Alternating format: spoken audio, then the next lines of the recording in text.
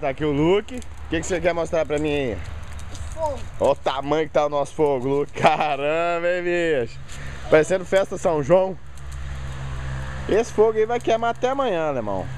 Como que você sabe? Porque eu sei que eu sou bom no fogo. Tem muitas madeiras. Tem. Vou queimar. Aqui, ó. Eu vou vassourar aqui. Vassourar ou varrer? Varrer. Ah, cuidado, pode botar a vassoura lá no fogo não queima tudo. Vem pra cá, deixa a vassoura lá, ó. Vassoura não é pra varrer no fogo não, só vai apagar o fogo. Olha o fogo. Uau! Eu sei.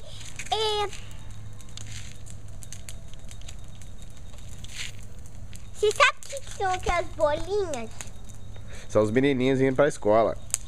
É, de fogo, né? Os menininhos de fogo, é. E menino de fogo. Sabe de um fogo?